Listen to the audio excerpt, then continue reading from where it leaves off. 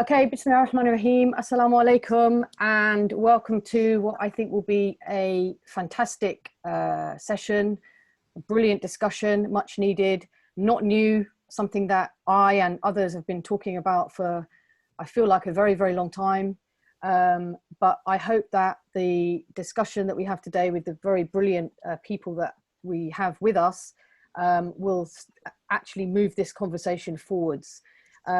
Just to say, for me, my name's Julie Siddiqi, and for me, I've been Muslim now for 25 years, and I can honestly say that from the first year that I was Muslim, and right through until even last year, I've had lots of issues with mosques, lots of good experiences, of course, lots of spiritual experiences, but also problems. And I can honestly say that I think every Muslim woman in Britain that I know has got a story or more to tell about their experiences at mosques that aren't that positive. So I think there's clearly lots that we need to talk about. And I think that through the conversations that we're going to have with the people that we have, with all of their own experiences, different backgrounds, different places that they're worshipping in, different community settings, I think we'll get a very rich understanding of a lot of the issues. I was thinking again yesterday about some of the incidents that have actually happened to me. So I think I'll just share a couple of them here because I think it's important for people to realize what we're kind of talking about. So one of the things that I can remember, well, first of all, I can remember that very, very early on in my journey, I remember being told on one Eid that I couldn't go into the mosque to pray. And I literally started crying because it was such a downer for me. You know, I was really excited and really looking forward to it. And then to be told there's no space was just terrible. And I remember I felt really upset and very angry. Maybe my journey on this issue started right there and then, I think, all of those years ago. And then literally a couple of years ago, I remember we were driving, my husband and I were driving down the motorway through sort of Birmingham area. And we stopped at a mosque. I don't know the names of these mosques, I can't remember now. But I just remember that we parked up near one on a Friday, this was Friday prayers. As we were walking up, I said to my husband, I can't see any women at all. I'm sure there's not going to be any space for me. And sure enough, we got to the door and the man kind of politely, but still very firmly said that I couldn't go in. So we got in the car and tried to find another one. We found another one. And in that one, I was the only woman. And I think this was Birmingham. It might have been a different place. Anyway, it doesn't matter. I remember going into the room and I didn't know which way the Qibla was. I didn't know whether the speaker was on or not, whether they'd started or not. You know, it's just a horrible feeling. I felt like I wasn't welcome in what I would consider to be my own place. So these are the kinds of stories that I've had, and I know so many other people have had, where we just feel that we're not welcome in what is also our own place. So we can pick up on all of these things over the course of time. You'll see we've got some great people, friends of mine. We're waiting for Imam Qari Asim to join us. He actually leads Asr prayers. He leads prayers at his mosque. So he's leading Asr prayers probably right now. So I hope he prays for all of us as well. And he's going to join us, he said, around about 7:20, inshallah. So all being well, he'll be with us. He'll suddenly appear, hopefully, in the room at around about 7:20. So without further ado, I'm going to start off with you, Sahira, Dr. Sahira Dar, you are a GP, a mum of three, probably the most important bit of all. You're also a student of Islamic studies. And I think for the purposes of our talk today, you have brilliantly set up and are the chair and founder of the Vibrant Scottish Mosques initiative. And so please, can you tell us what that is and sort of how you came to set it up? Bismillah. Okay. Assalamu alaikum. Thank you for inviting me to have this such amazing discussion with you, Julie. So Vibrant Scottish Mosque is a movement. It's a campaign, importantly, to work with mosques and mosque communities to encourage mosques to be more friendly to women, to increase representation in our mosque spaces, to encourage female leadership and women being more actively involved in their local mosques. And that will we recognise that looks very differently from one mosque to another, and it's working with the mosques and mosque communities to kind of achieve that. And it's very important that I stress that the purpose of the project is to work with mosques, because one of the reasons we started this project was we realised that we can't, we're not going to progress, and maybe that's one of the reasons we haven't progressed, is because we're not working together. And maybe that's one of the reasons why 20 years have passed and maybe that progress hasn't been made. And like any kind of campaign or movement like this, there's always a personal experience that shapes it or brings it about. And for myself, it started the day I realised that there was a huge dichotomy in the way I was treated outside the mosque and the way I was treated in the mosque. And this was early on as a volunteer for a mosque, and there was about 3 or 4 women, and we'd established this volunteer group because of one man in management. And again, we might talk about the importance of male allies in this. Mm-hmm. And because of him, he introduced us and encouraged the board to take on female volunteers. I asked them if we could have a meeting with the management to discuss what was needed from us, and to kind of take things further, and they agreed. So when we went into the boardroom, you can imagine it's a huge boardroom with a big table and chairs all around, and then there was a row of chairs at the sides just against the wall, and we were instantly ushered to the side against the wall and not at the table. And for me, that says it all. We were not welcome at the table. We had to fight to volunteer at the mosque, but we were definitely not welcome at the table. And to me, that really struck a chord, because in my professional capacity, it's just, I wasn't used to that. And also I felt it was hypocrisy, because the same people that were at the table, I could communicate with them or work with them outside the mosque in a more equal footing. And suddenly in the mosque that wasn't the case. So coupled with experiences like that and my own Islamic learning, which really enforced the fact that in our tradition there's so much diversity of thought, that Islam is practiced differently depending on the context that you live in, that the application of Sharia is very much shaped by the custom and the environment that you live. So I was becoming more and more confident in the fact that this injustice I feel is not my complaint isn't with God, my complaint isn't with Islam, it's with people. So that really motivated me to sort of start this journey and think, right, we're on the just path by wanting to change things and do something about it. And that's where this organization kind of came about, and we kind of started forming ideas of how we could move forward, but something that was long-term and sustainable. That at one point I was going to protest outside a mosque that didn't allow women in.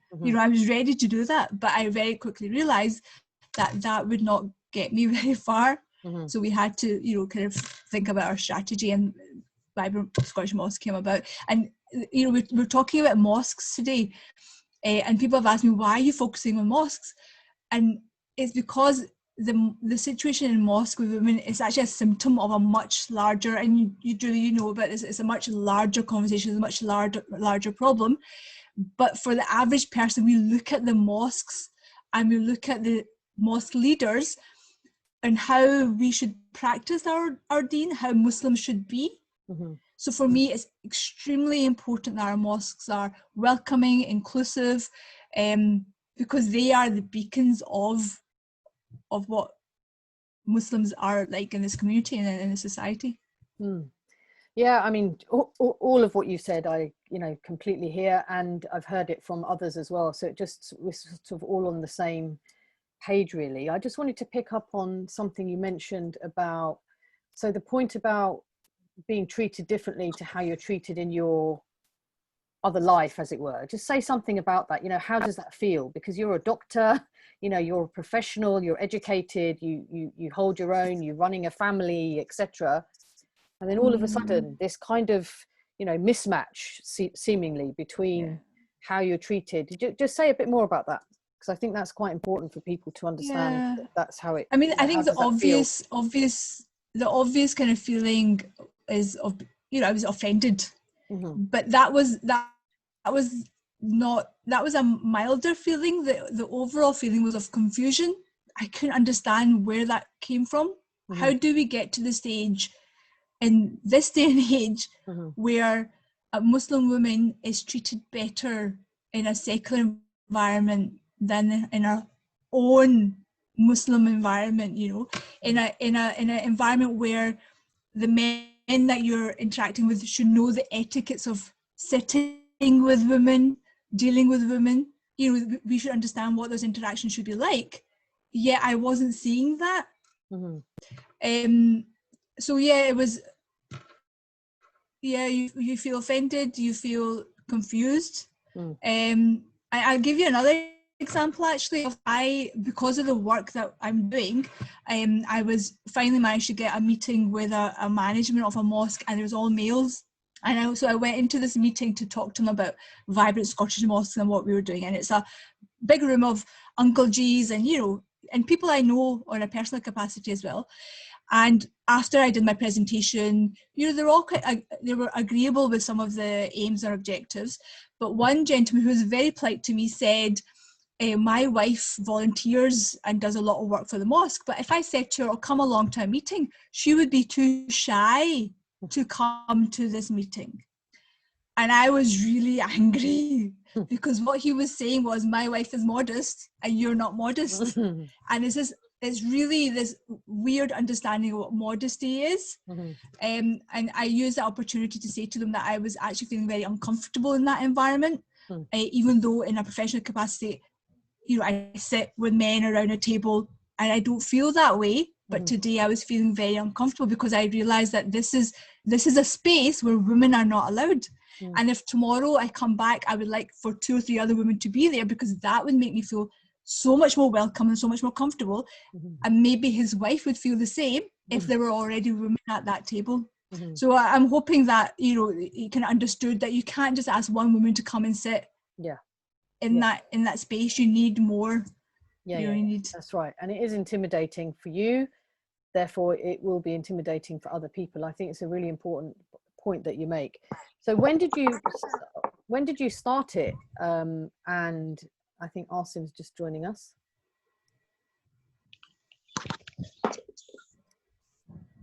Sahira, when did you... Walaikum salam. How are you? Yeah, alhamdulillah, yeah. Good. Thank you so much for joining us. I hope you prayed for us and continue to pray for all of us. This is what I'm hoping. I'll come to you in a bit, Asim, inshallah. We're just continuing. Sahira's just talking about the situation in Scotland in her initiative. Sure. So Sahira, you spoke about the importance. So when did you start it? Sorry, when did you start the? When did you start? The project came about 2 years ago. Okay. And what would you say? How did you say it's been going? How would you sort of sum up the 2 years? We have a lot of people that are verbally supportive, but they won't put their name on the project. And again, I'm not saying anything that's shocking or new. So behind closed doors, people will say, "Yep, you're on the right track. You know, I think this is a good project, but I can't be publicly supportive." We wanted, and we still want. Sorry. Oh. Nothing to apologize for. It's very cute. Allah. We want this project to be supported by our scholars and our ulama. So there, you know, we've had interesting conversations, challenging conversations. Initially, when this project came about, we got some press, and you know, instantly the defense mechanisms went up of mosques. So I've been spending the last couple of years just having small meetings with mosque leaders and, you know, people that say that they're supportive but don't want to become public about it, with local scholars, local and international scholars, to try and gather that support. People are saying this is a great project and we need the change, but it's harder to take that next step for them to publicly support it, and that's what we're trying to work on, because it's really important that we're working with their mosque. One of the things we did was a questionnaire for the public, and we've done focus groups trying to gather the voices of the women in our community, because we want to be advocates for that and make sure we're representing these issues holistically and honestly. Yeah. But the next step, so that report's getting put together, but the next step will be talking to the mosques, because we want to know what are their barriers. You know, so in theory this is great, but what are the barriers that stop them from taking steps to making their mosques more inclusive and more welcoming? And some of them have said, for example, oh, we spent so much money making this huge hall for women, but the women don't come. And again, we know what those barriers are, but unless you engage with them and work together, you know, they're always going to use those excuses as a reason why they don't want to involve women in management. So it's slow. It involves a lot of just, you know, so kind of small meetings with mosque leaders and scholars and just gathering that support. Yeah, I mean, may Allah bless you for your patience and, you know, striving, because I know your intentions are very clear, and it's not easy. So I really admire anyone who takes this stuff on, and I think you're doing a great thing.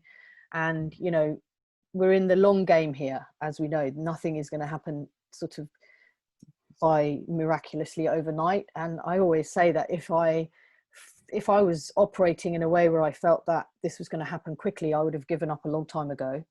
But I realize that you're talking about, you know, for some people it's very frustrating, women and men, I guess, as to why this is we're even having to have this conversation.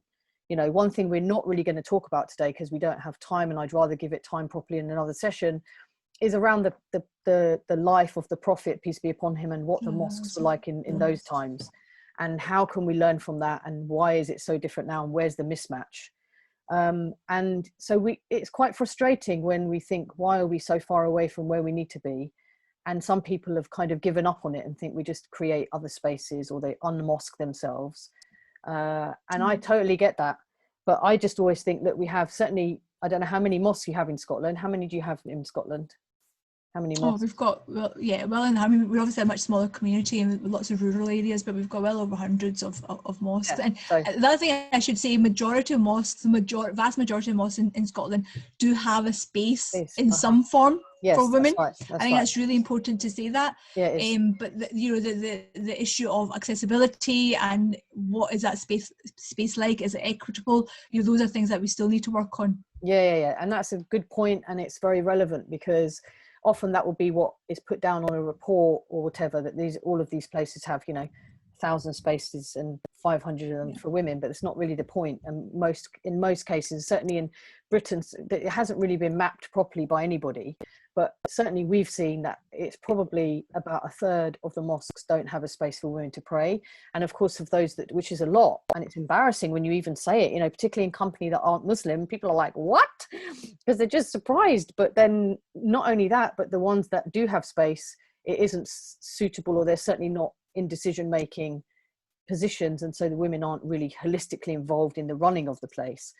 Anyway, let's leave that for now, but thank you so much for setting the scene really well. And of course, what you're talking about in Scotland is mirrored all over England too, of course.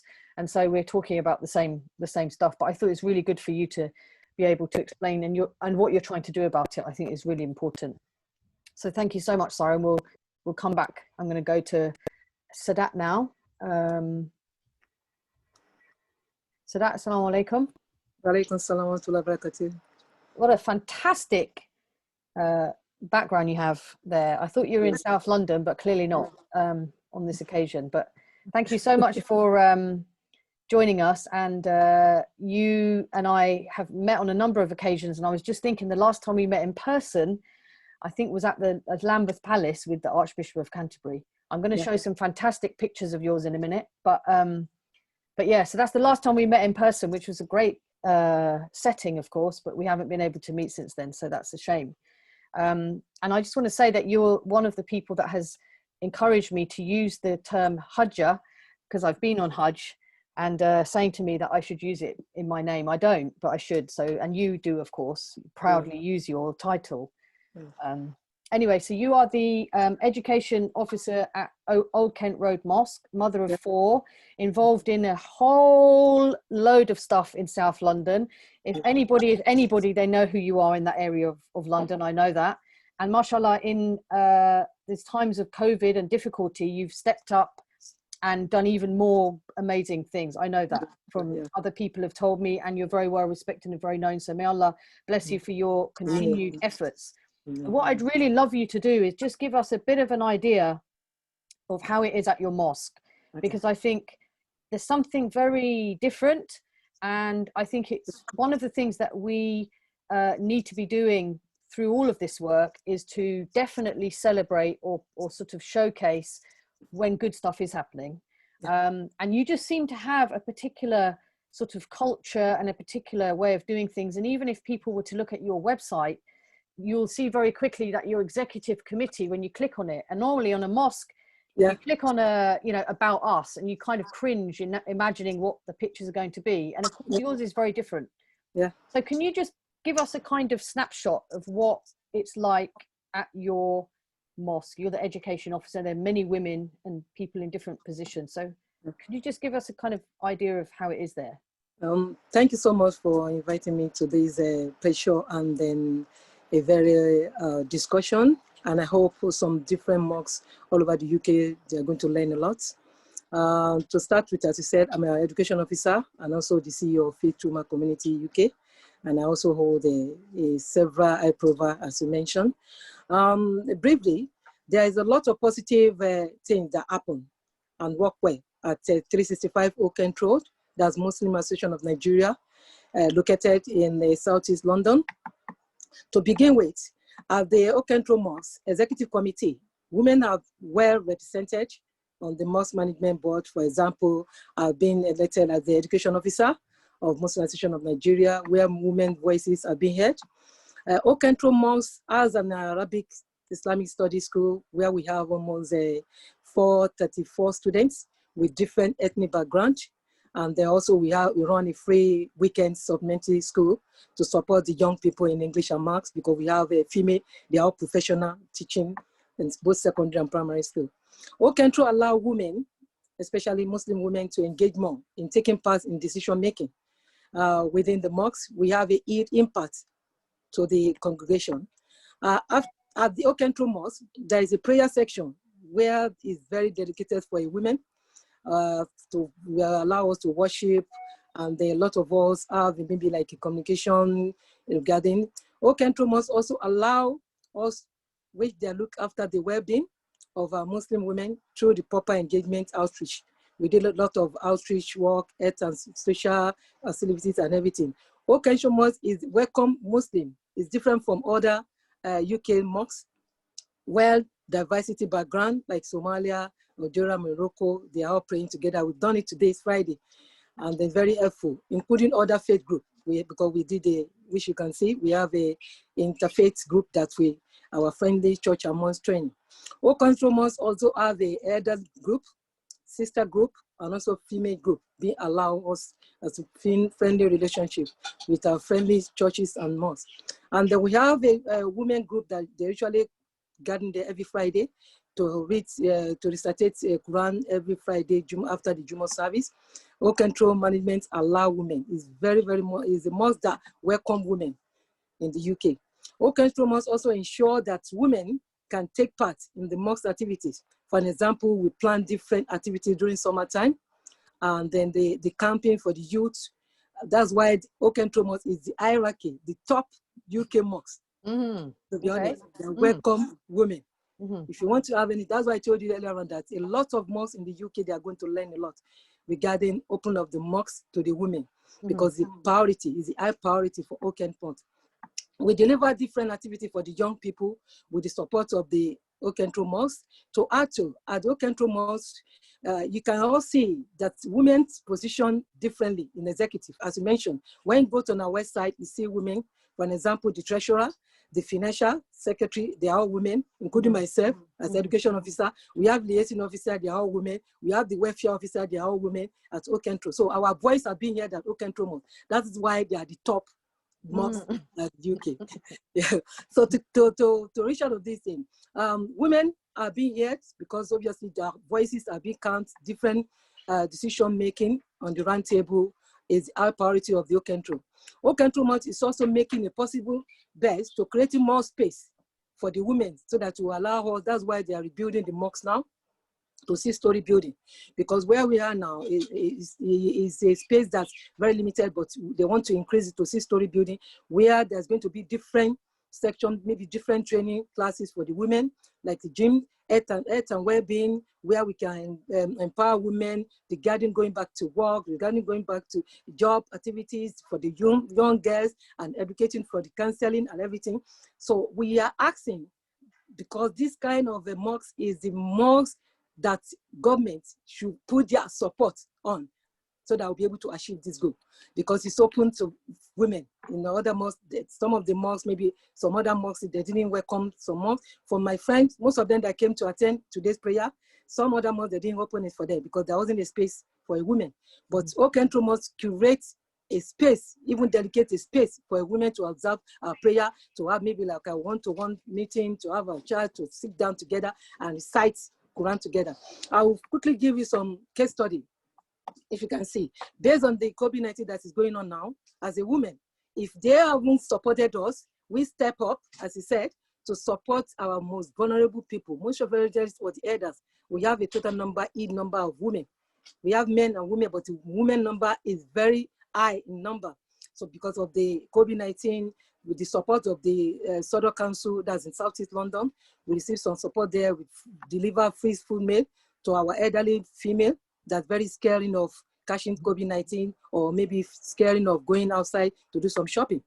In Okunko, I will quickly round up saying that most of the mosques that they didn't allow some women to create some space for women, I will advise them to come and learn a lot from Okentro, Muslim Association of Nigeria, Okentro Mosque, to learn a lot from them, and then where they'll know that they open the door anytime.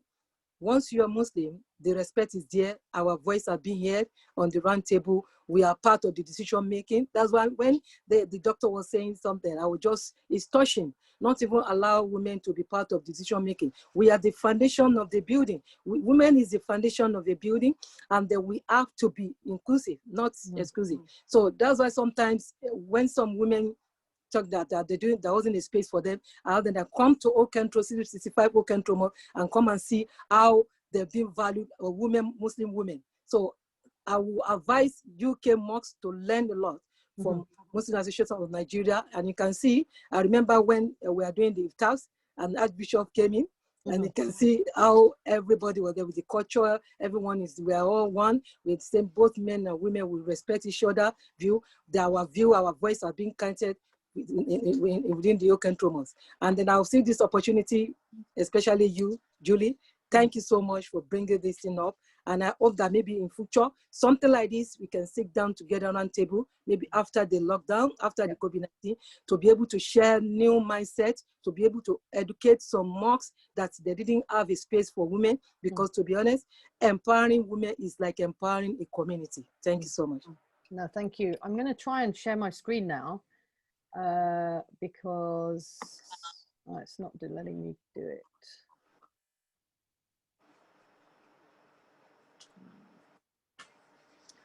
It's not coming up. The photos are in a different place, aren't they? Oh, that's a shame.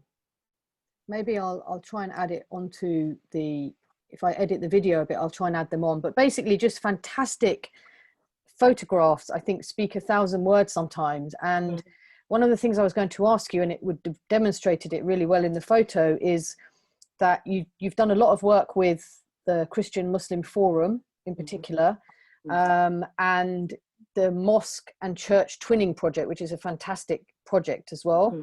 And there's 2 brilliant photos that I've got of yours. One is, which I love, one is the Archbishop of Canterbury, Justin Welby, coming to your mosque, and he's basically surrounded by jolly, happy, laughing women, which, you know, I think as a photograph is really symbolic of what you represent there.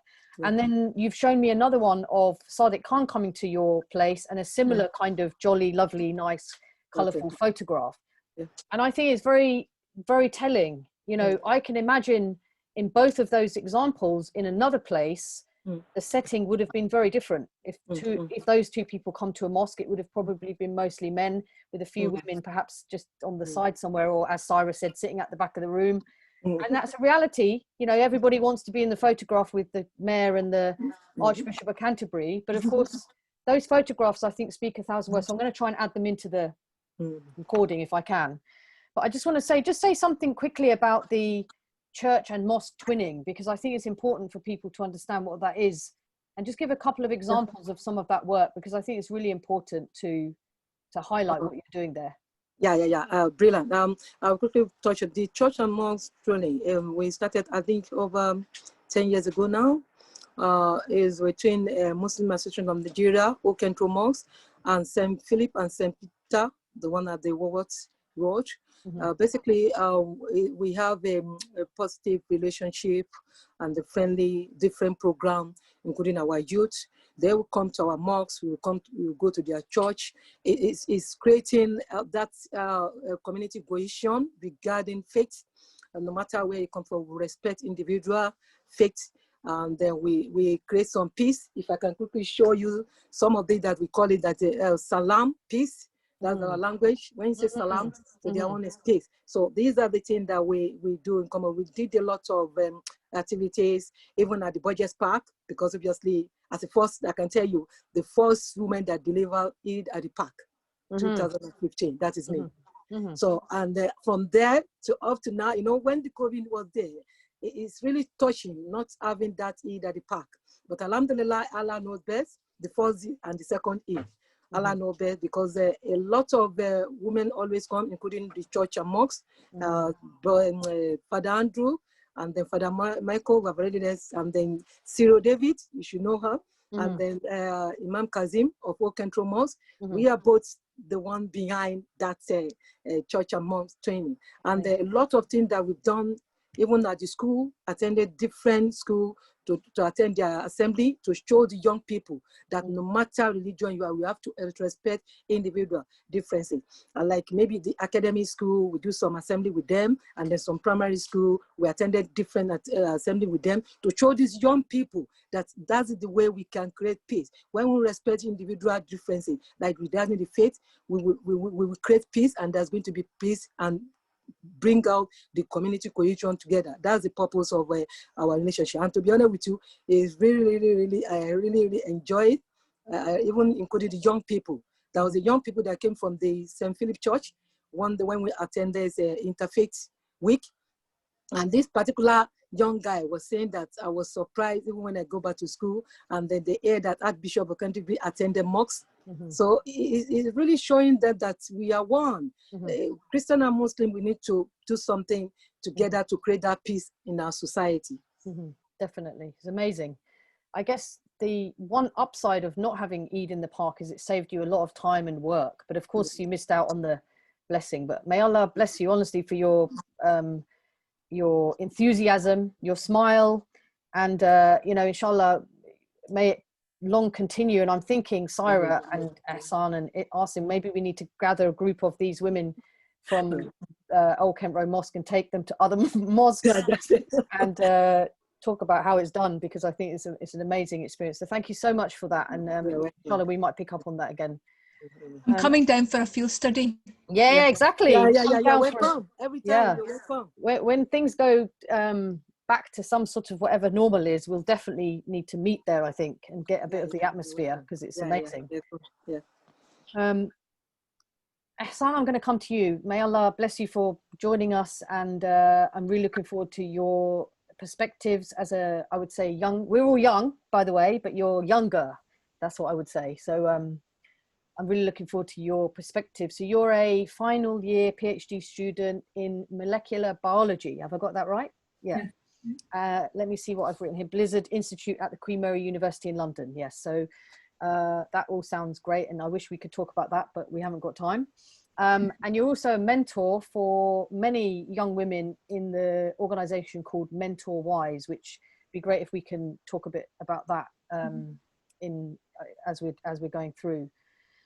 And you lead the youth committee in social action, have been doing that for a number of years. And in your spare time, you have spare time, you blog on issues around science and religion, which also sounds very, very interesting. So you're a very accomplished young woman already. And I've had the privilege of working with you on Sadaqah Day and other things, and really been very impressed with what you're doing. Now, recently, you and a friend, Sumaya, approached your Imam. So you mainly go to the Rumi's Mosque in London, which is, for those who don't know, is in North London, Edmonton. A lovely place, no doubt, and you know, one of the better mosques, I would say, if in so many ways. And really, I always love going there.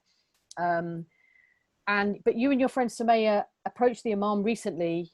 Why don't you tell us the story of what happened, and we'll take it from there. Yes, thanks Julie, thanks for having me. It's a pleasure to be here with such amazing speakers. So yeah, as you said, we kind of had conversations with Sumaya around our experiences, some of those experiences of being denied access to mosques together in central London actually. And unlike your experience in Birmingham, Julie, I think from what I recall, it was a number of years ago now, but the brother who turned us away wasn't so soft in his manner in turning us away. To him, there was no humility, there was no shame, no regret in so comfortably telling us to leave the mosque. Because where was that? Not your own mosque, not the one in London? Not my own mosque, no, okay. this was in Soho. I think it's called Soho Mosque. Luckily, we had the alternative of another masjid about 15 minutes down the road, so we went to that one. But I've had other experiences again in London where there wasn't an alternative masjid nearby. There wasn't even a green space for me to, you know, put down a jacket and pray on. And all of these things have just led to very negative experiences with mosques. And it's really not a nice feeling being turned away from the house of God to practice or you know, to have the right to practice the most fundamental pillar of Islam by your own brothers in faith. I think it's a real shame. And like you, I felt really humiliated and upset. And more recently, we've been talking about these issues with my friend Sumaya from Mentorwise, and that led to us starting up a hashtag on Twitter where we shared our experiences and we named the mosques that had led to our negative experiences. And through that, we met another young woman who had actually been collecting data on women's experiences around mosques, and she has her project called My Mosque Story. So shout through out to Halima, who's amazing as well. Yeah, she couldn't make it today, but she'll be on another session. Okay, that's great to know. Yeah, she's doing amazing stuff. Mm. And then later we decided to reach out to you to ask about your experiences, and you'd already taken initiative on this matter. So we decided with Sumaya to kind of take action more locally, to speak to our own mosque's Imam, because generally, as you said, Rumi Mosque in Edmonton is one of the better mosques. There is space for women, but there's no designated wudu facilities. There's no room as such. It's in the main hall, and there's a moving screen that divides the men's section from the women's. And whenever men need more space, that screen moves over into the women's section, and often that space that we have becomes a single row where probably 5 people can pray at any one time. Fortunately, many women have the moving screen story to tell. I certainly have, and others have too. So yeah, people will know exactly what you're talking about and how the space gets smaller and smaller, and sometimes doesn't even exist at all when they need more space. Yeah. So as a result of all of that, we decided to reach out to Imam Adam, who is very approachable. He immediately responded, and he set up a meeting within a week of me reaching out to him. And we talked to him about our kind of aim with this campaign and what we wanted to see in Rumi's Mosque. You know, how we wanted wudu facilities, how the toilets that are available for women just aren't up to standard, and all of these things, because men do have their own kind of wudu facility. And he asked what we would prefer to see, what you know, we would want, bearing in mind the historic kind of building that Rumi Mosque is in, which has restrictions with what you can do architecturally with the building. So we spoke a little bit about that, and he kindly agreed to dedicate one of his Friday khutbahs. He's been doing khutbahs online ever since the COVID pandemic, and those go on YouTube and are widely available to everyone to view. So he designated last week's khutbah on this issue of making mosques more women friendly, and I was really happy with everything that he mentioned, and he actually sent me his sort of notes on what he was going to mention to see if I was okay with it. And so there are really amazing imams, and I think we need more of those imams to openly discuss these issues and to set positive examples to the rest of those mosques, so you don't have that space available to women. But also the space that is available in mosques needs to improve and to become better. There, besides Rumi's mosque, there's another mosque in East London that I often go to, Brick Lane Mosque, and admittedly it's come to my rescue many times. It's got a nice room available to women. There's always been soap and paper towels whenever I've gone. Wow, that's good.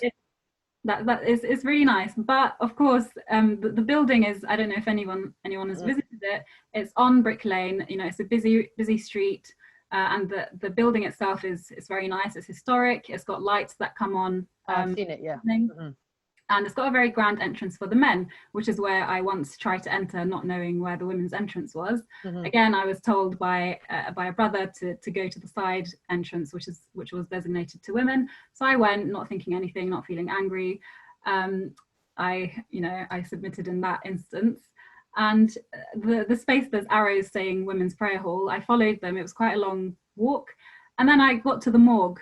And next to the morgue were these steel stairs going down into the basement, and the women's prayer arrow continued. And I followed, and I got to the basement where there were lots of doors open. It was very unsettling, especially because I was on my own the first time I went. It looked like any type of rodent could come out at me at any one time. I went into the room, and once I got in, then I was kind of relieved. There was a screen where you could see the main hall, where you could see the Imam and hear the prayer, etc. But I have a problem with accepting how, in a religion that teaches us that, you know, Jannah lies beneath the feet of our mothers, how women and mothers are put in a basement beneath the level of the morgue. And all of these things just collated to anger and frustration, and having more conversations with people like yourself, Julie. And, you know, that's kind of how this started. And obviously seeing Imam Adam's positive response is really promising, and it's definitely a step in the right direction. But, you know, this needs to become a more nationwide move. And it's really nice to hear from Dr. Sahira that in Scotland, most of the mosques have space available to women. I think I was very surprised that in London, in many mosques that I've been to now in London, that's not often the case. And for someone who's grown up for most of my teenage years in Kent, where I've never had access to masjids, where I've had to ask my teachers in school for a space to pray, and in that secular setting, like Sahira was also saying, I've never been denied that space. And yet when it comes to my own community, to be quite literally kicked out by my own, you know, brothers in faith, it's a really sad occurrence that happens too frequently. Yeah, I mean, wow, you say something, it's very powerful what you're saying, and I think you've said it in a brilliant way, and it really resonates, makes me feel quite emotional, just because I've heard it, you know, and this feeling of, as you say, being somehow second class to men, when that is not what our faith is about. You know, just really does need to be said. And I think sharing stories like yours or real experiences is one of the things that we need to do more of, because I think it's really shocking. You know, we need to shock people into, because all of what you've said I've heard from other people as well. So these things are happening, and as you say, this is London you're talking about, where you would have hoped things would have improved, but of course they haven't. So thank you so much for sharing that, and I think it's very powerful what you said, and I think you're right. The khutbah that Imam Adam did was brilliant. It's really good that he gave it to you to have a look at, and I think I've never heard a khutbah like that. So we're going to share that far and wide, because I think it's a very good example of what is possible, and the fact that he actually listened. The fact that you were brave enough to bring it up, I think is important to note as well. But I can see from your experiences that it's given you the oomph to do that, because clearly that, you know, that has stirred you. So thank you so much for sharing it in such a brilliant way.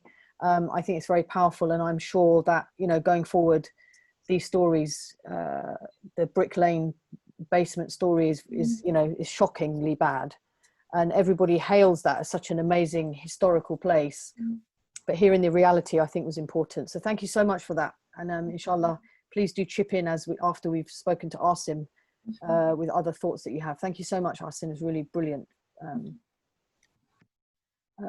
Asim. Assalamu alaikum. Islam. Let me just give you a bit of an intro because you do deserve it. Thank you so much for coming. I definitely see you. I was thinking about you a lot. I always do, but I very much see you as my brother and partner in crime in certain things. And we've done a lot of work together, and you've encouraged me and I've encouraged you, and, you know, we back each other up because that's important. So I really value your friendship. And, you know, we talk about male allies, and I definitely see you not just on this issue, but on other things as well. Someone I can always rely on to be sensible and all of that. So I really just wanted to say that. I really appreciate that. So you are a lawyer, which sometimes we forget because, you know, you have to do that as well, that job of yours. But you're also chair of MINAB, which we'll talk about in a minute. You do so many things. You're part of the anti-Muslim hatred working group. You're is it now the independent advisor for Islamophobia to the government?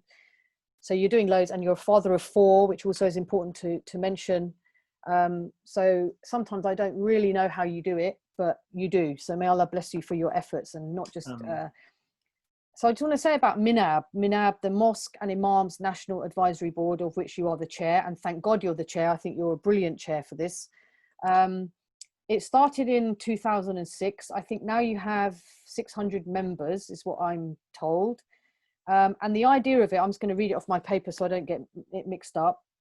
It was set up to build the capacity, mosque capacity, through standards and self-regulation. So it's a self-regulatory sort of setup. It's not as if it's monitoring, and it's meant to encourage. And one of the standards has been there from the beginning, which I always thought was very positive, and I still do think is very positive, that there should be in every mosque systems and processes in place to ensure no impediments are there to the participation of women, including in governance.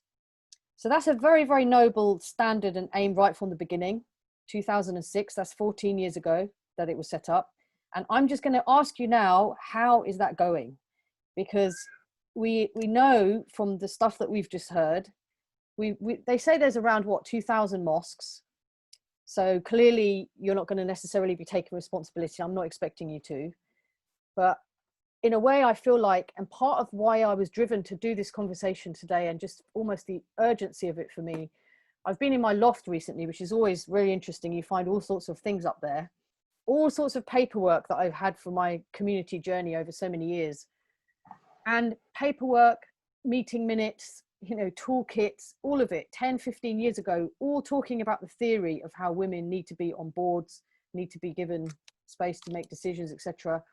And I then wonder to myself, how's it going? Because I'm not seeing much. All of the councils for mosques, as far as I'm aware, I'd love to be proved wrong, are all men. You know, most of the mosque boards are all men. We've heard the kind of stories we've heard. So from your perspective, I mean, how's it going, and what do we do? Bismillahir Rahmanir Rahim. Thank you so much, Julie Siddiqi, and I'd also like to thank Together We Thrive, the organization which has really brought us together to have a series of conversations, and this is the first of those conversations. I think it's really important that we have a dialogue going on this issue, but also so many other issues which I know, Julie, you have in mind, and it's been really insightful, but also at the same time disheartening to hear some of the powerful emotional stories of sisters who've experienced it themselves. And this is not the first time that I've heard them, you know, and each time I hear them, they're disheartening and disappointing, to be honest. And I think that's why I guess I'm outnumbered here today in terms of my gender. So I'm going to try to be honest, and I think let's have frank conversation. So you asked the question in terms of, you know, what's MINAB doing? What has MINAB done? And it's a very valid question. Firstly, I think the founders of MINAB were the 4 major organizations in this country. And they had this noble aim to improve the standard and governance of mosques. And one of those issues being, obviously, mosques being more inclusive, including young people, but also women in particular. And so in our constitution, in the Mosque and Imams National Advisory Board, its constitution says 20% of the executive board members have to be women folk. There has to be at least one trustee who's a female, and we have Sister Aqsa Khan, who's leading on the if you like the mosque be more inclusive from women's perspective. And I've come in the last two years, but obviously I think we all share the sense that things have happened, things have improved in the last 10 years, but at the same time, not at the pace that we want to improve. I think where some mosques were already being more inclusive, they have excelled and they've done really well. And we heard about Old Kent Mosque. Also, I know of our mosque, like in the late 1980s, we started off from a very small mosque. And I still remember actually that there was an area dedicated to women. And even when there was no capacity for men had to pray in the kitchen area, in the because the mosque was it was a house, in the kitchen area, and even on the streets. But the area that was dedicated to women was never taken away from them. So and that was really powerful example for me. But whether or not in the last 30 years we have gone on this tremendous journey of having women on the decision-making boards or not, that is debatable. So from my perspective, I think there are three issues. One is effectively lack of access to mosques. That's, there's some mosques that are not allowing women into mosques.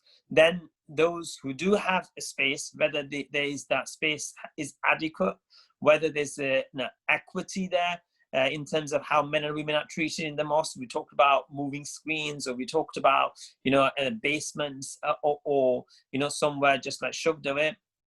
And so that's the second issue. The third issue is having it on the decision-making board, and why not? So we are working on these three challenges, if you like. And I think from my perspective, it's really the change has to come from bottom up. If we are seeing effectively, if there are no women on the executive committees of mosques, then it's very unlikely that we are going to see women in the councils of mosques. Mm-hmm. So what do I mean when I say bottom up? And I think this is, I'm just talking, obviously today we're talking about women, but it's the same issues that apply to young people or Black people being allowed in our mosques, and then so many other issues that involve being inclusive, truly inclusive. Well, I think it's women contribute generously to the building of our mosques, to the running of our mosques. And then not being allowed access is a hugely, ethically, professionally, morally, legally, there's a huge issue here. And so one of the things that we can do is effectively, either when women are donating or their family members are donating or being part of our mosque, it's like bringing about that change, saying, well, those men, our family members, our uncles, our husbands, our brothers, they need to raise these issues for ourselves. First, it shouldn't be just women knocking on the doors, because then no one wants to necessarily open up those doors.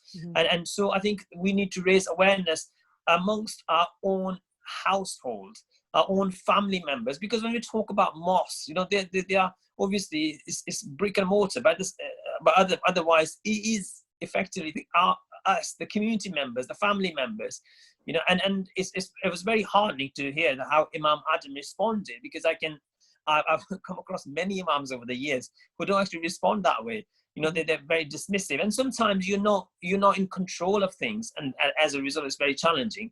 So I know I can say a lot about. We probably let's have maybe a dialogue in terms of question and answers, but I think we need to raise awareness, and one of the ways we can do it is bring about that change from our own households. Otherwise, there are no words to describe when I hear that actually men outside the doors of house of Allah subhanahu wa ta'ala, saying to the creation created by Allah to which is more than 50%, and giving birth to the rest, saying actually we haven't got space, whereas you have plenty of space, or we haven't got facilities, and actually go somewhere else, go to a shop, go to, it's just beyond words, Islamically, morally, ethically, professionally, legally, it's just not, it makes sense. It doesn't make sense. So we need to bring about that change. And I'm really heartened to hear that we're not talking about quick fixes. We're not talking about miracles, but at the same time, we do need to move the pace of this change. And COVID-19 presents us that opportunity where actually all the management committee members, imams, we're all here, but our mosques were closed. And now when we reopened our mosque, let's be a bit more equitable. Let's be a bit more, ethical in our thinking of how we reopen the doors of our mosques. Yeah, so I just want to acknowledge Aqsa, as you say, Aqsa Khan, who's the vice chair of MINAB, I think is her title. And she, she's going to be doing some great work. And I've already seen how she's gathering great women together to try and talk about this more. So shout out to her. And I think your point about needing male allies, of course, is definitely true. We know that. I guess it's about how do we do that? And, Sahira spoke, I think, before you came on board on this session, and she was talking about how it is sometimes tempting to, protest outside a mosque. I mean, I'm amazed that people haven't done it yet, actually, because it is very tempting for some people to do it. And I wouldn't rule it out happening actually at some point. And also the issue of taking a mosque to court, which has happened actually on a couple of occasions. And again, I wouldn't be surprised if that happens more, because even from a basic equality point of view, if a mosque is a charity, they have basic duties that they're supposed to fulfill. And most of them are failing miserably when it comes to stuff around equality, not just about women and elections and all of that. So there's a whole load of issues. But Asim, what do we do when, the situation? You almost feel there are so many doors being closed or in a way not even opened. How do we actually practically get more men on board with this? I mean, Sahira gave her own example in Scotland where people, and I guess you were mainly talking about men, Sahira, who totally support you behind the scenes but are not willing to actually say it publicly because they're worried about what people will make of it. And I know that. So how do we do that, Asim? How do we move this needle a bit further where we have more men who are willing to speak publicly, as Imam Adam did, as you do, as others do, but not enough are doing it? So it makes it look as if we're just trying to be women who are troublemakers when actually all we're asking for is basics. What do we do about that? I think there are possibly three strands to this. One is that effectively the male allies, the people that we know are loved ones, who are part of the mosque structure, to actually bring about that change internally. But also then the other men having the moral courage to talk about it openly as not something that it's like we're not giving something away. It's more we are gaining power. It's about empowering our own organizations and improving this infrastructure of our organization. So people being able to see the benefit of bringing of being more inclusive. That's one aspect in terms of male allies, from our own families who can make inroads into the impasse sometimes that we've reached.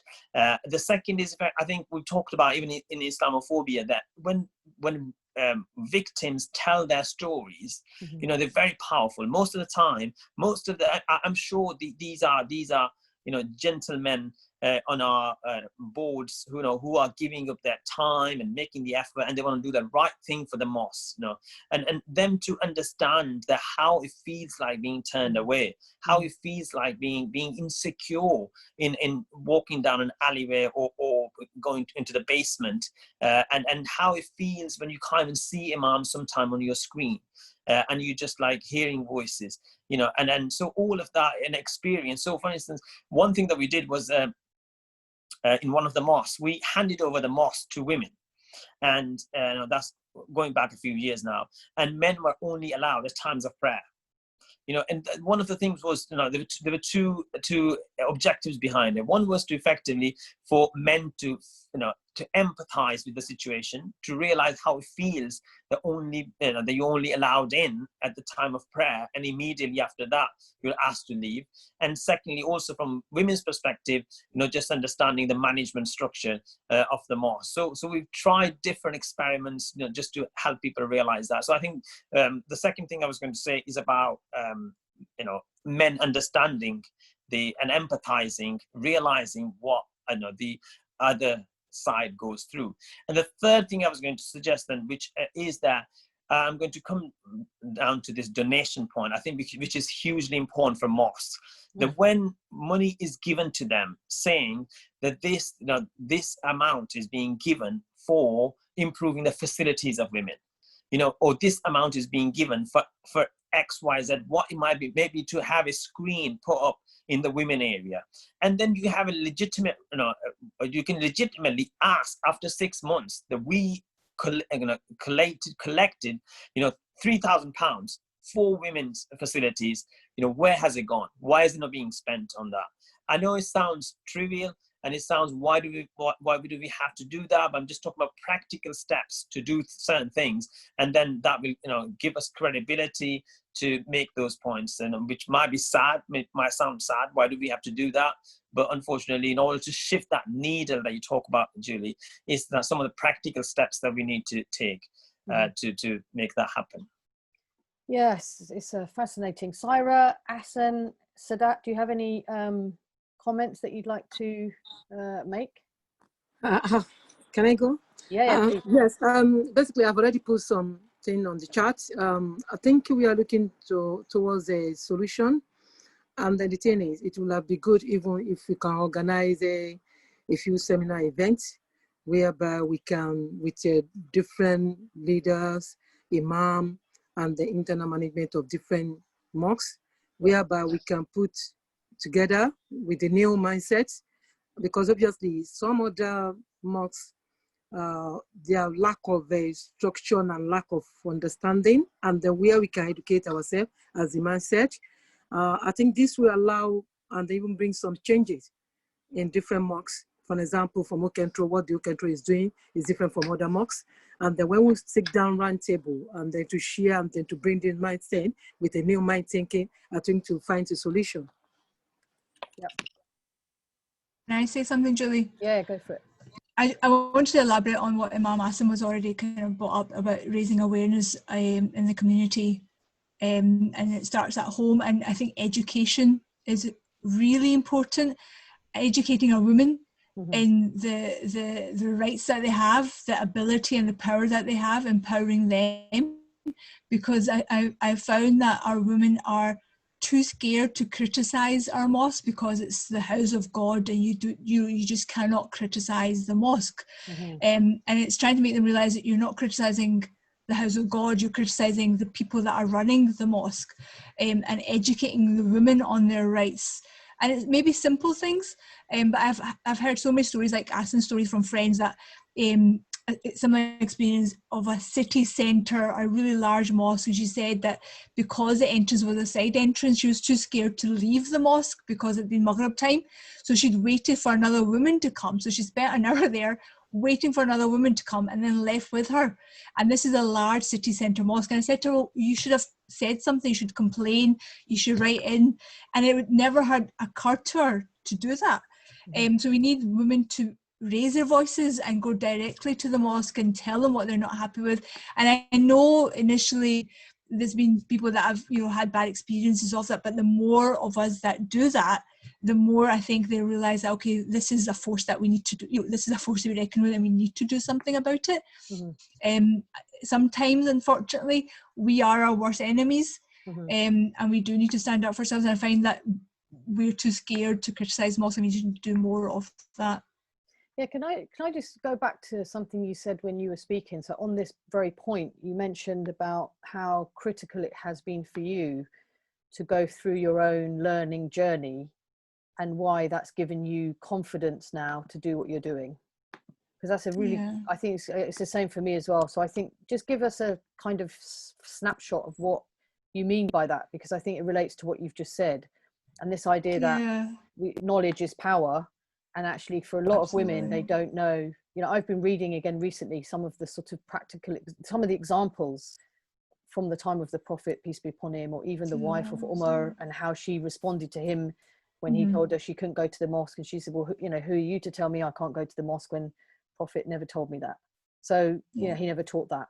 Those kinds of things, you know, what kinds of stuff did you learn that has given you that kind of extra power or confidence to do what you're doing now? Because I think that's quite important. I think just those sort of stories, but it's more to do with the fact that through your learning journey, you realize that Islam is about justice first and foremost, and everything, all the rulings or Islamic law is about justice. You know, it's about equity, things that it's to make society more ethical and fair.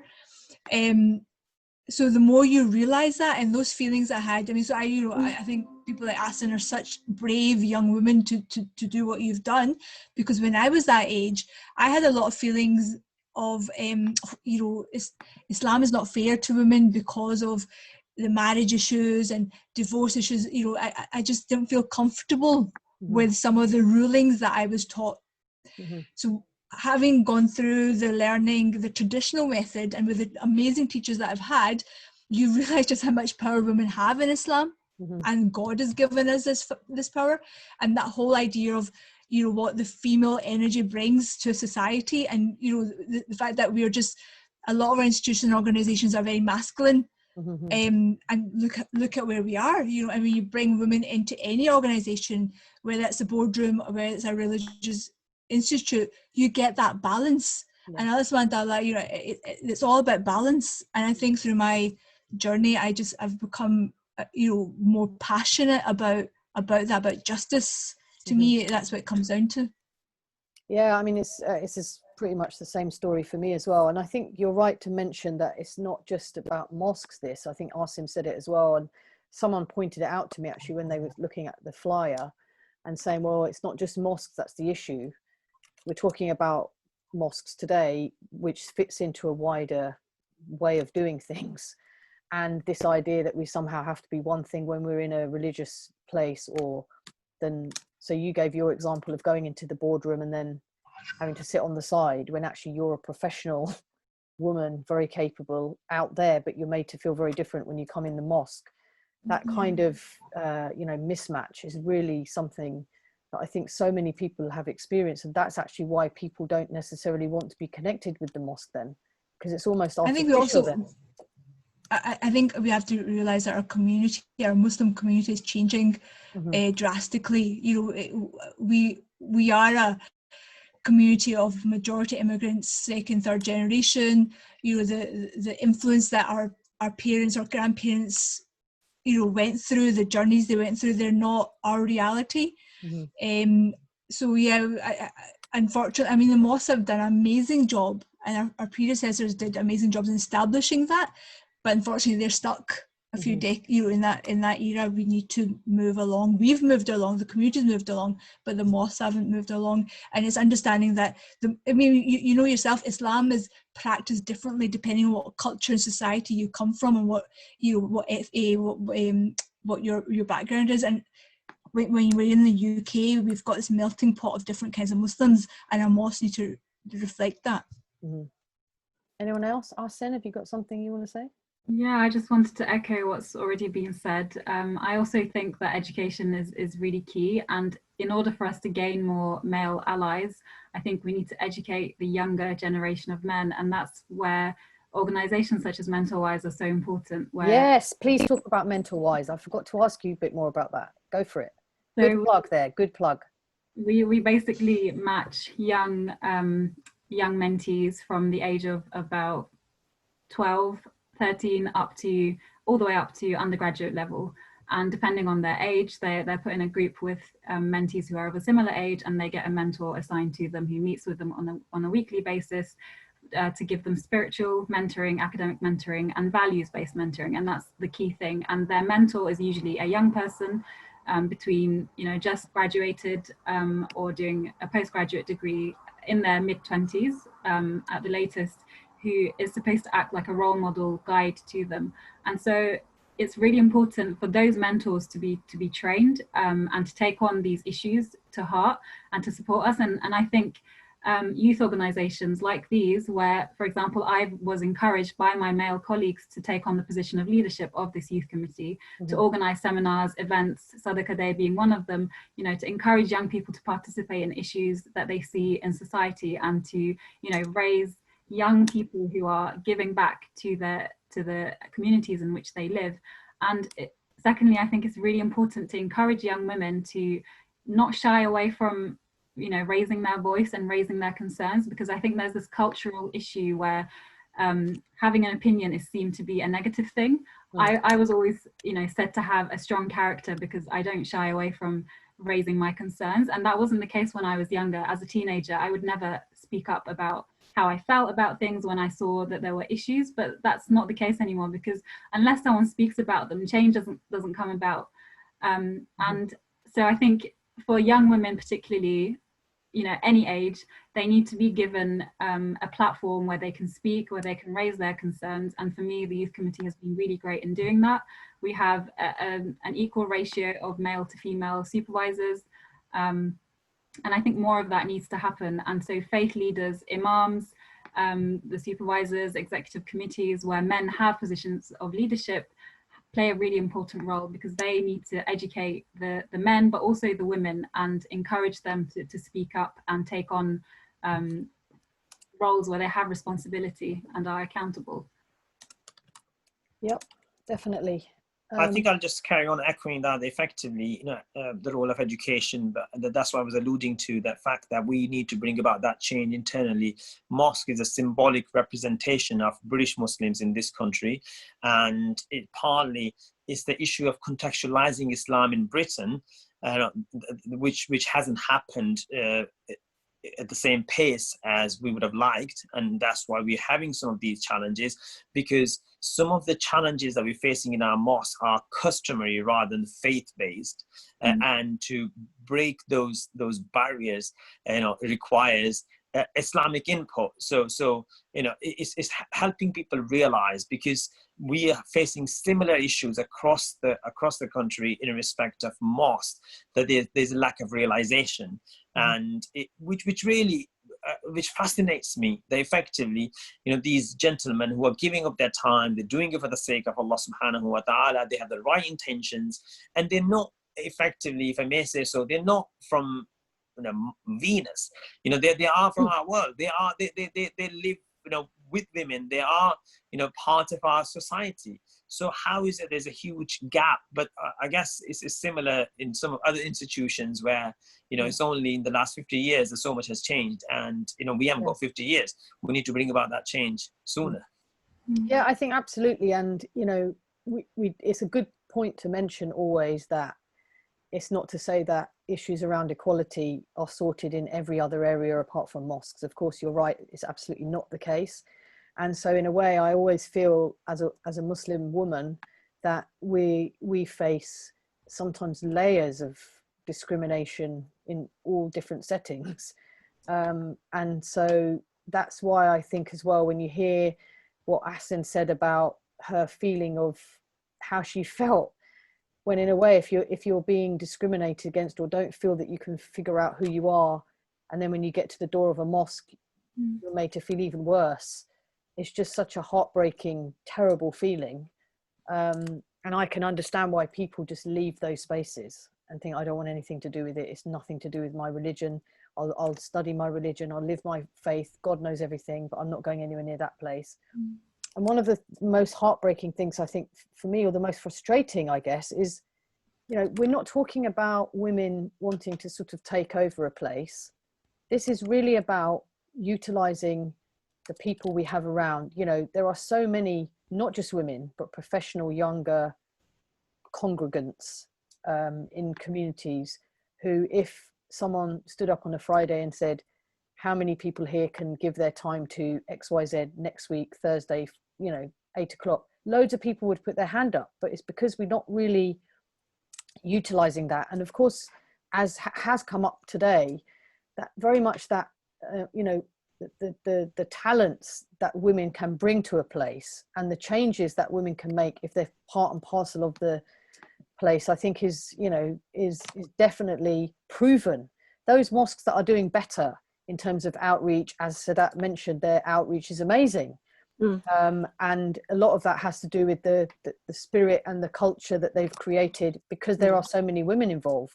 The fact that you've stepped up to do work around COVID, etc. So I think it's about utilizing, you know, we have women, Muslim women now in pretty much every profession that I can think of.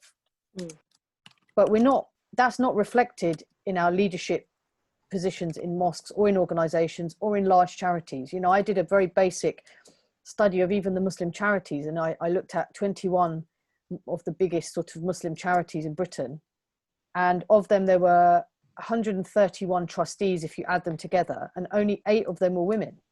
So, you know, we're not just talking about mosques here. There is a problem in Muslim communities in general when it comes to leadership and utilizing the kind of talent that we have on the screen here now.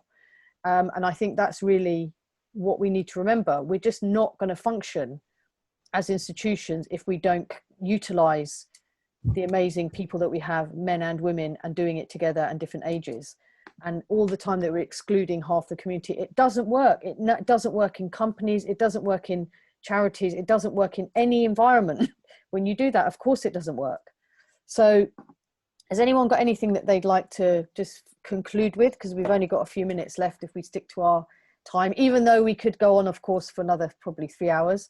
But this is just a starter, really important session. And I'd love, you know, some of these issues to be explored in more detail in different ways going forward. And all of you, of course, can and should be doing this as well. It's not just about me doing it. We're all in it together, as it were. But anyone got any final thoughts that they'd like to share before we go? I just want to ask one or two things based on what other women are facing in other mosques. We are talking about educating our women, and then even through that educating them, this will encourage most of them to build that confidence and then to increase that self-esteem. Because obviously you want where you're supposed to be, know that you welcome, you be valued, and then get to that door and then they turn you down, which is not fair, you know, it's really touching. So I think there should be something in the solution. Maybe we are going to have a network that we will put together and then see what we can do to educate and then to encourage more UK mosques on this particular discussion that we are saying. Yeah. I think the idea of I was thinking as well about some sort of summit or seminar where we try and get as many, when we can meet again, where we try and get as many different sorts of people together as we can.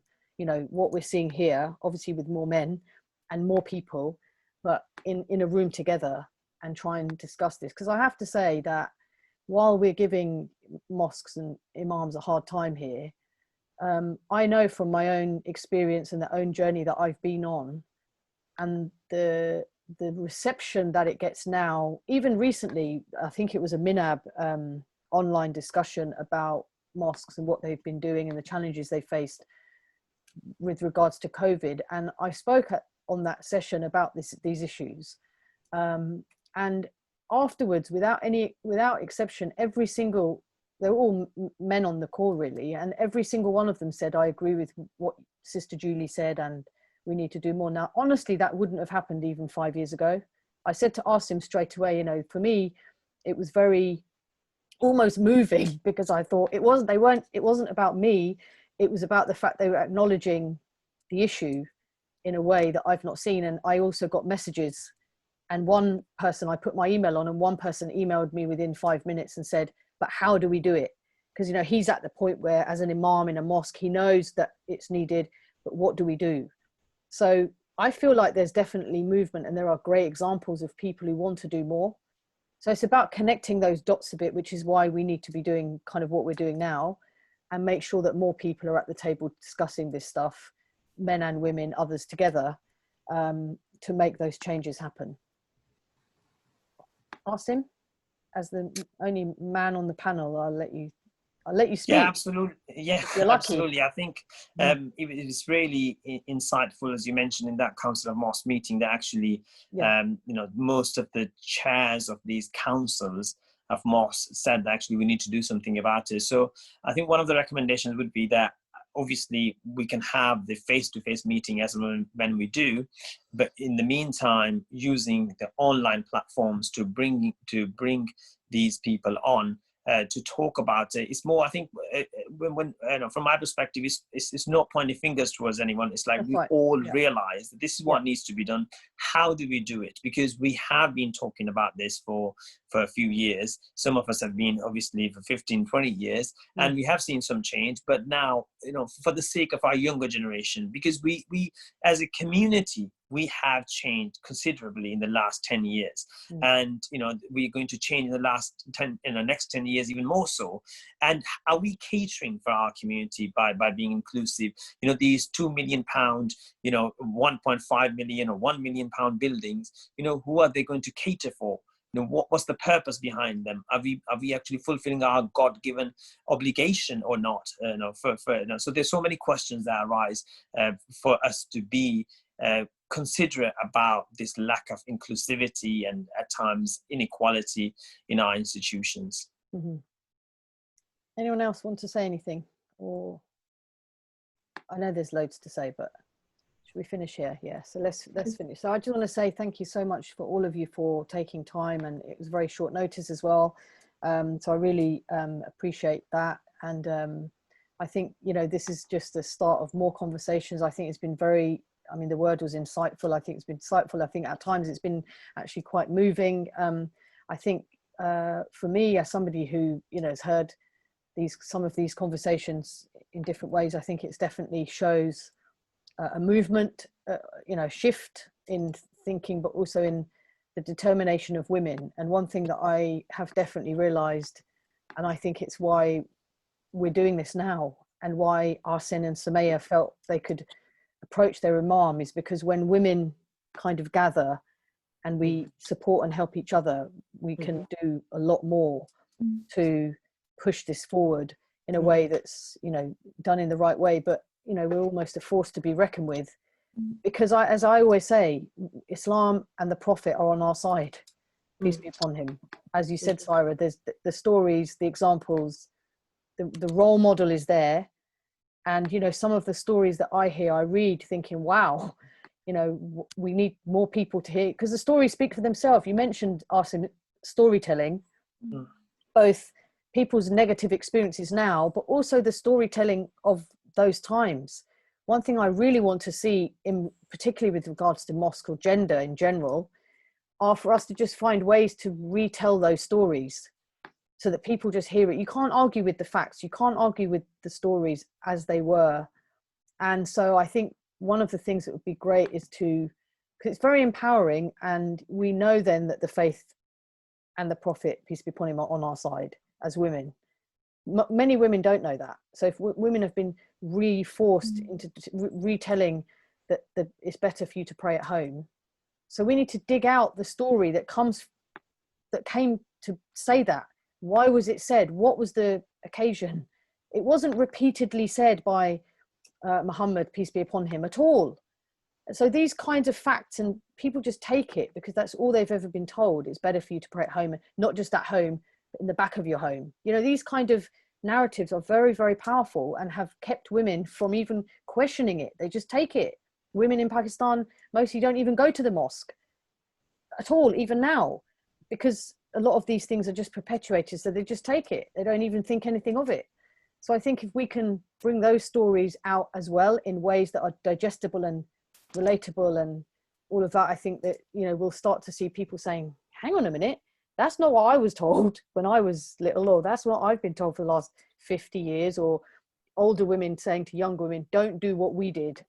Don't just listen to this stuff, learn it for yourself, and then really get to understand what our faith and our Prophet, peace be upon him, actually teach us about this stuff. And then it can do its thing.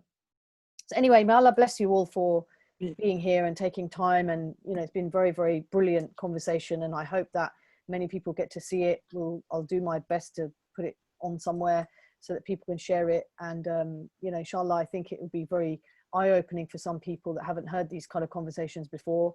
I think the combination of all of you has been a brilliant one, and I really feel very blessed to call all of you friends. And inshallah, let's do it. Let's do this. And not expecting, you know, overnight success, because that's not what it's about. But if we keep our intentions clear, I believe God is on our side, and we can, you know, really see some shifts happening, inshallah. So thank you so much. have a good weekend. Assalamu alaikum. Take care. Alaikum salam.